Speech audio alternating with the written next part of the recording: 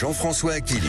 Jean-François Aquili, votre invité ce matin sur Sud Radio, c'est Serge Papin, ministre des PME, du commerce, de l'artisanat, du tourisme et du pouvoir d'achat. Bonjour Serge Papin. Bonjour Jean-François Aquili. 13 voix d'écart, c'est passé ric-rac pour le vote du budget de la Sécu. Le plus dur est à venir, c'est le budget tout court, celui de l'État. Est-ce que vous n'êtes pas inquiet, ne serait-ce que pour les patrons, les petits patrons français? Alors, d'abord, c'est une étape importante que ce budget de la sécurité sociale ait été voté. Et c'est un signal aussi qui est envoyé par le Parlement, qui sont d'accord pour une stabilité. Ouais, et ça va permettre, ça va permettre quand même que l'État et ce budget pour la sécurité sociale, ça va permettre aux hôpitaux, aux EHPAD, aux allocations familiales, etc. Et vous avez vu le cirque, vous avez vu le cirque, bénéficier de ce budget. C'est lunaire tout ça quand même, non? Vous qui venez de l'entreprise, c'est lunaire. Écoutez, c'est un budget de compromis. Mais c'est la première fois que ça arrive. Il n'y a pas de majorité.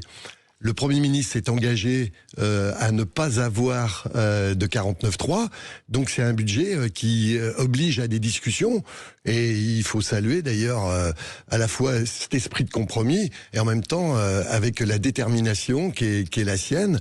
Et moi je trouve que c'est des nouvelles façons de travailler. Peut-être que ça ouvre des voies aussi à ce qui va se passer, parce que c'est possible que cette recherche de compromis soit peut-être un modèle d'évolution aussi de notre démocratie. Nous verrons bien. Serge Papin, ça va être dur pour le budget tout court. Alors, parce qu'il y a toutes ces taxes qui arrivent, il y a tous ces impôts pour les patrons. Vous les entendez, les petits patrons, ceux des PME en colère. Vous savez, ils nous appellent tous les jours sur l'antenne de Sud Radio pour nous dire qu'ils n'en peuvent plus. Ils peuvent plus embaucher, ça coûte trop cher, ils croulent sous la fiscalité, sous la paperasse. Comment vous pouvez les rassurer ce matin? Écoutez, le budget prévu, le budget de la nation, donc le PLF qui est prévu, est un budget qui veut accompagner ce que j'appelle moi l'économie de proximité, donc les PME, les TPE, les petits commerces. Je vais vous donner des exemples, parce que c'est des choix stratégiques qui ont été faits. On va baisser la CVAE, qui est un impôt injuste, un impôt sur la valeur ajoutée, c'est quand même pas rien, ça a été salué d'ailleurs par les PME. Il y a une baisse aussi de prévue pour la fiscalité, donc ce qu'on appelle l'impôt sur les sociétés de 15% aussi, qui est prévu dans ce budget, donc pour les PME et les ETI. Enfin, troisième point, il y a la fameuse taxe petit colis qui va protéger aussi... Elle va exister? Oui, elle est prévue dans le budget. Elle est prévue à 2 €, ce qui est un début. Le Sénat, je crois savoir, veut la monter à 5 €. Évidemment, moi, j'y serais favorable. Donc ça, c'est une mise en route au 1er janvier, si ça passe. Dès que le budget est prévu, c'est une mise en route en janvier. 2 € par petit colis qui arrive. Par catégorie de notamment de Chine. Par catégorie d'articles, notamment pour Chine, Oui, et de Chine et pour Chine. Oui, exactement. On va en parler, c'est votre cheval de bataille. Vous jouez les petites boîtes contre les grosses, parce qu'il y a quand même pas mal de taxes qui dégringolent sur les grosses boîtes. Non, mais attendez, je joue pas les uns contre les autres. Ça. Non. On a l'économie de proximité, c'est 98% des entreprises. C'est ce qui structure la vie des salariés dans les territoires. C'est très important, et donc il faut la protéger. Je vais vous dire, si on ne protège pas cette économie de proximité, on va le payer plus tard.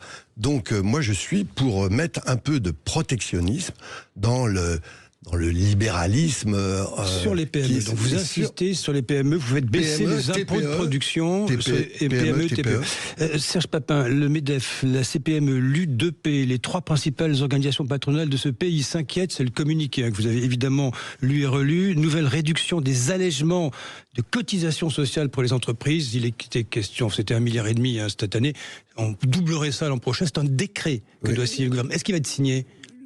Écoutez, à ma connaissance, non. Non. Et moi, j'ai pas sur les allègements de charges. Ce gouvernement ne veut pas les bouger. Parce que là, c'est Patrick Martin et les autres, ils dénoncent. Oui, mais ils dénoncent une taxe sur l'emploi. Ils disent que le travail va coûter plus cher si vous signez. Quand je dis vous, c'est le gouvernement, ce décret. Donc c'est non.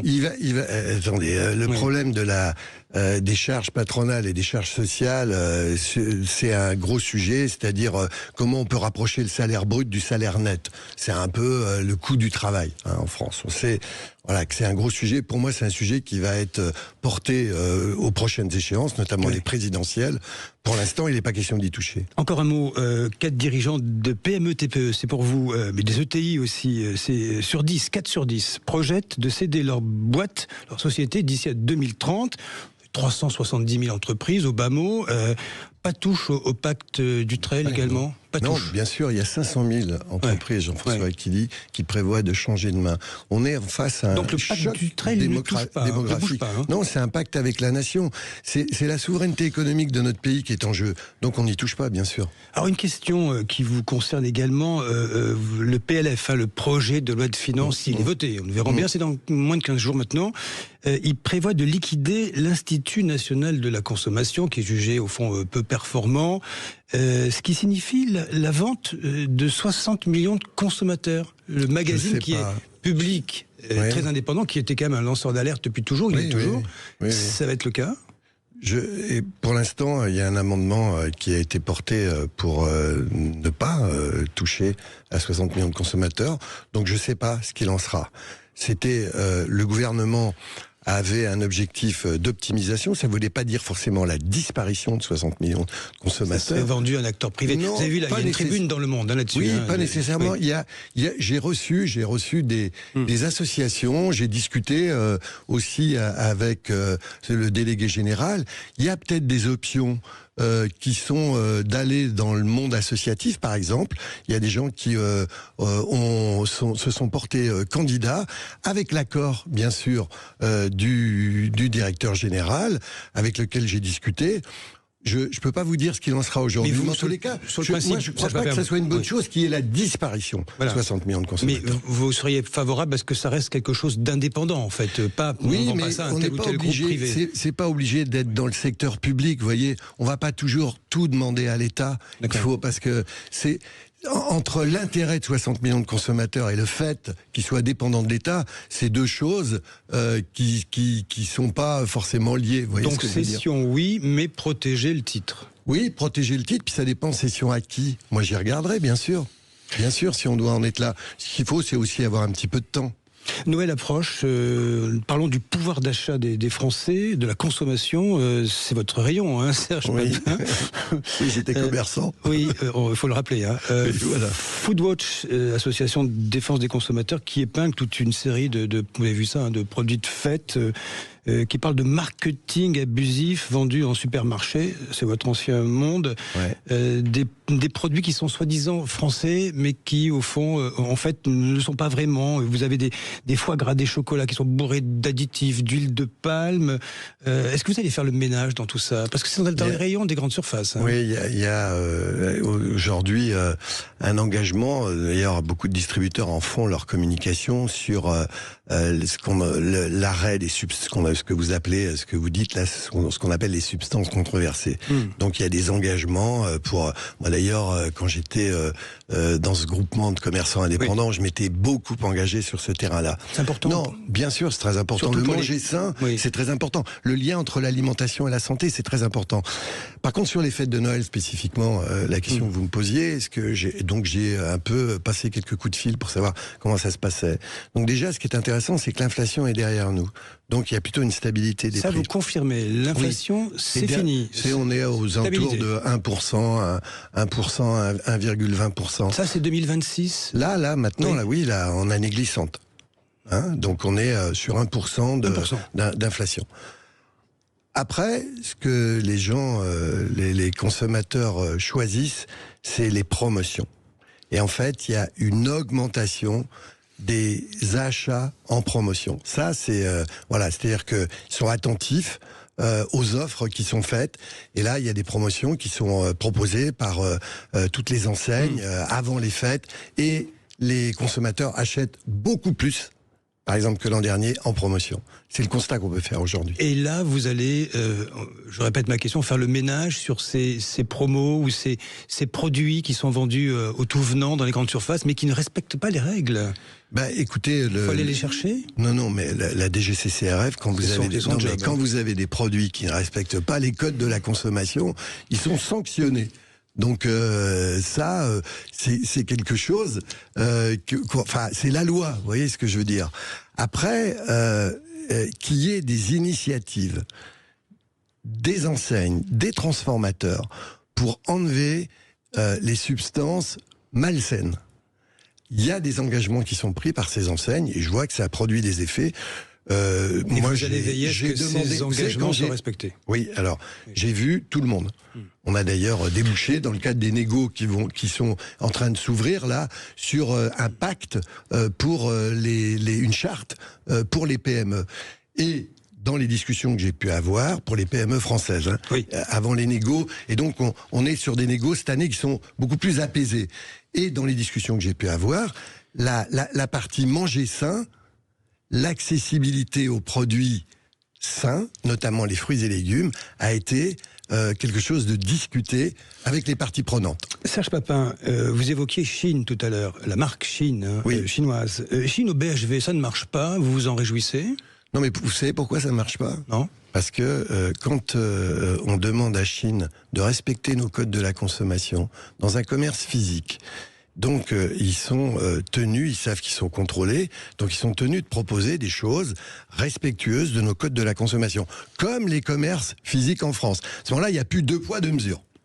Donc c'est la même chose pour tout le monde. Et on s'aperçoit qu'il n'y a plus beaucoup d'écart de prix. Et les gens qui vont voir Chine au BHV, ils se disent mais bon, au fond, voilà, il y a pas d'écart important avec d'autres enseignes qui commercialisent le même type de produit. Donc il y a une déception sans doute. Il faut interdire la plateforme. En tous les cas, à partir du moment où dans le système de vente de la plateforme, la non-conformité c'est le modèle, donc ils vendent à 8 sur 10 des produits qui sont pas respectueux du tout de nos codes de la consommation, qui sont même dangereux, toxiques, voire illicites quand il s'agit d'armes ou de poupées pédopornographiques. Moi je dis qu'à ce moment-là, oui, il faut l'interdire. Là vous allez, vous agissez au niveau Bruxelles, européen. J'étais lundi à Bruxelles. Et ça se joue là. Ouais, bien sûr, mais on a la solidarité des grands pays. Il y a la Pologne, il y a l'Espagne, sauf l'Allemagne, sauf l'Allemagne. Non mais il y a l'Italie, il y a la Belgique, il y a 50% de la population européenne qui est représentée. Et ils ont les mêmes difficultés, ces pays. Ils disent, bon, mais il faut sanctionner. J'ai vu le commissaire européen chargé de ces questions-là. Et donc, il nous a entendus. On lui a porté une lettre, ensemble, qui demande à ce que l'Europe sanctionne. Mais soit ferme. Ce n'est pas garanti de résultat. Ce n'est pas garanti de résultat. Il n'y a pas l'Allemagne. C'est quand même un pilier. Bon, on n'a pas forcément besoin de tout le monde. Mais en tous les cas, on avance. Et j'ai eu beaucoup d'écoute sur le fait qu'il faille un peu muscler les choses au niveau de l'Europe. Nous verrons bien. On verra. Il n'y a pas d'horizon, il n'y a pas d'échéance pour l'instant là-dessus, sur Chine. Il y a des choses qui ont été votées en 2026 et qui étaient prévues pour 2028, comme par exemple la franchise de douanière qui était à partir de 150 € et qui démarre là à 1 €. Et la taxe petit colis, beaucoup de pays regardent ce que fait la France et veulent aussi la mettre en place en 2026. Ultime question, le temps tourne. Serge Papin, comment est-ce qu'on reproduit, en marge de Chine, c'est en creux, comment est-ce qu'on refait du Made in France accessible. Pas cher. Oui. Tout est cher. Dès que c'est tricolore, c'est cher. Non, mais justement, mais ça, c'est l'image que vous en avez. Non, c'est le consommateur qui parle aussi. Non, mais il y a des jeans aujourd'hui. Vous savez, le jean, combien d'après vous, Jean-François Aquili, se vend de jeans en France par an ? Aucune idée. Voilà, 70 millions. Sur 70 millions de jeans, il y en a 10 millions qui sont vendus, donc là, un peu premium à 120 €. le jean et qui viennent de l'étranger. Mais il en reste 60 millions. Les 60 millions de jeans, on est capable d'en vendre à moins de 40 euros. On est capable de vendre des t-shirts à 7 euros. Et c'est des produits qui sont durables, qui sont une vraie alternative. On est capable de produire des vélos qui sont comparables en prix, qui sont faits à Machecoul, pas très loin de... Donc vous allez insister sur le Made in France accessible. Oui. Bien sûr, c'est ça mon projet pour 2026. C'est la clé. C'est la clé, c'est la réponse, bien sûr. Et les entreprises françaises sont prêtes à ça. Et bien sûr, moi, mon projet de ministre des PME en 2026, c'est de promouvoir le Made in France, accessible, le Made in France pour tous. Si vous y arrivez dans ce monde politique que vous découvrez, Serge Papin. Oui, mais on va changer. Il faut aussi changer les états d'esprit. Merci à vous, Serge Papin. Merci. Serge Papin, juste d'un mot quand même, parce que j'ai vu, vous avez dit, si le budget passe, ensuite je veux lancer un débat plus démocratique sur le capitalisme et plus social. Ça c'est dans la foulée de ce que disait Jean-François. Oui. C'est-à-dire, c'est quoi le capitalisme Il faut qu'on aille vers plus de partage de la valeur. Ouais.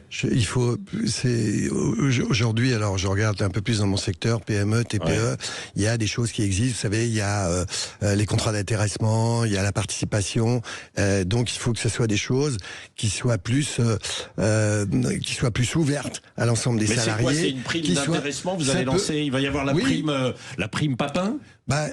Non mais attendez, il y a eu des primes, etc. Est-ce que ça serait intéressant qu'on puisse donner facilement, simplement, une prime qui soit fléchée pour la consommation immédiate et pas pour l'épargne.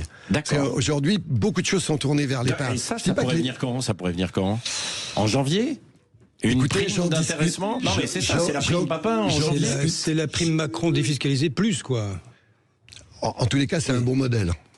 D'accord. C'est un bon modèle. Ce que dit Jean-François Aquili, c'est un bon modèle. Ouais. Bon, c'est inspirant. Défiscalisé, donc ça pourrait arriver janvier-février. Je discute sur cette possibilité. Bon, on est dans une période, vous l'avez bien compris, un peu tendue sur le plan budgétaire. Donc il faut, la démocratie, c'est du dialogue, c'est du compromis. C'est comme à l'Assemblée nationale. Bon, et des droits de douane aussi, hein. La guerre contre la Chine. S'il y a une guerre contre la Chine. Oui, et puis les droits de douane qui sont coordonnés au niveau de l'Europe. Il faut que toutes les douanes... C'est pas facile, hein. Ce que vous avez dit à Jean-François, l'Allemagne n'est pas forcément toujours d'accord. Il est là le choc de consommation, Serge Papin, parce qu'il le faut, ce choc de consommation en France. Oui, il le faut aujourd'hui. Non, mais il faut dire à nos concitoyens, il faut dire aux auditeurs qui nous écoutent ce matin que le Made in France, c'est pas réservé à une élite, que le Made in France, ce sont pas des produits de niche, c'est des produits qui sont une alternative accessible. Et regardez, j'étais visiter Smoby. Ça vous dit quelque chose? Les jouets se portent bien. Au passage, plus 10%. Smoby, il est leader sur les jouets avec des produits qui sont durables, qui sont accessibles. Et évidemment, il a une modernité d'usine importante, mais il faut qu'il y ait des volumes aussi. Le choc de consommation, il doit être made in France, c'est ça l'idée? C'est l'idée, bien sûr. Ouais, bon, tout n'est pas foutu, c'est ce que vous dites ce matin. Mais il faut s'en occuper dès maintenant. Bon, on vous laisse filer en Conseil des ministres. Il paraît que Emmanuel Macron vous glisse des petits mots pendant le Conseil des ministres. J'ai vu, notamment pour cibler TikTok. TikTok, c'est vrai, ça, il vous a glissé un petit mot pendant le Conseil. TikTok Shopping, oui, évidemment. Le président, il a d'ailleurs fait des déclarations en revenant de Chine, où il est sensible à cette question de protection de notre économie. Oui, absolument. Merci Serge Papin. Vous pouvez réagir 0826 300 300 sur Sud Radio.